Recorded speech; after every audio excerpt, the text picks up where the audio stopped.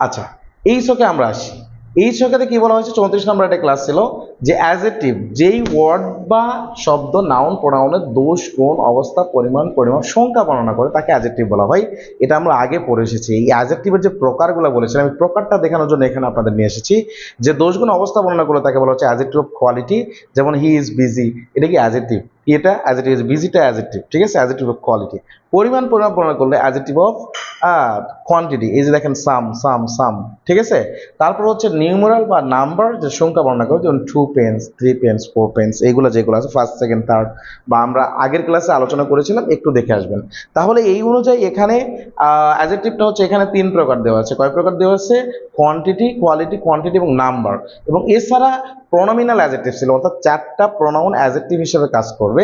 যেমন positive pronoun বলা হয়েছিল এই যে এইগুলা, এই যে নাউনের আগে আসছে যার কারণে এখানে প্রোনোমিনাল অ্যাডজেক্টিভ বলা হচ্ছে। হ্যাঁ, তারপর ডেমনস্ট্রেটিভ প্রোনাউন আর একটা নাউনের আগে আসলে তখন প্রোনোমিনাল অ্যাডজেক্টিভ বলা হচ্ছে। ইন্টারোগেটিভ প্রোনাউন একটা নাউনের আগে আসলে কারণে প্রোনোমিনাল অ্যাডজেক্টিভ বলা হচ্ছে। এই যে ডিস্ট্রিবিউটিভ প্রোনাউন যখন একটা নাউনের আগে আসবে তখন সেটাকে বলা হচ্ছে কি প্রোনোমিনাল অ্যাডজেক্টিভ। এখন ভাই একদম ক্লিয়ার মাথা নিয়ে আপনি বুঝবেন এই যে 4টা যে প্রোনাউন আছে, 4টা যে এখানে প্রোনাউন আছে, এবং ঠিক এখানে এসে এই কোয়ান্টিটি এবং নাম্বার, ওই 4টা যে প্রোনাউন, যে প্রোনাউন নাউনের আগে বসলে অ্যাডজেক্টিভ হিসেবে কাজ করে, সেই 4টা এবং এই যে কোয়ান্টিটি এবং এই নাম্বার, এটা ছাড়া, কোনটা ছাড়া? এই কোয়ালিটি ছাড়া। তাহলে এই দুইটা এবং ওখানে হচ্ছে কয়টা?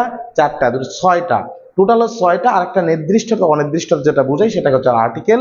এই 7টা জিনিস, এই 7টা জিনিসকে ডিটারমিনার বলা হচ্ছে আধুনিক গ্রামার অনুযায়ী। ক্লিয়ার?